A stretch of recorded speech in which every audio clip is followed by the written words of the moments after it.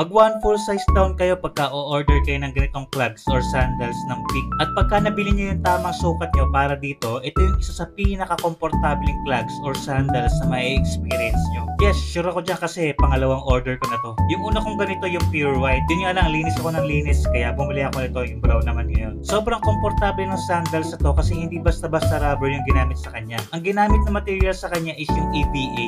Yan usually yung foam ng mga pang basketball at saka mga running shoes kaya komportable yung mga sapatos na yun. Kaya hindi matigas yung rubber niya kagaya ng buhaya na brand. Then ito meron pa siyang removable insole na nagpapatagdag sa comfort niya at sobrang lambot sa paa. Kaya perfect na perfect to lalo na kung meron kayong injury sa tuhod. At dahil nga napakalambot niya, tatagal ka dito kahit sa malayong lakaran. At yung packaging niya at overall appearance niya, sobrang premium niya para sa price niya. Pero legit na brand yan kasi Peak yan. Kaya kung gusto niyo ng sobrang komportable na sandals or clogs, ito yung isa sa pinakamagandang option ngayon. Click nyo lang yung yellow basket, nilagay ko dyan kung saan yung original na Peak store.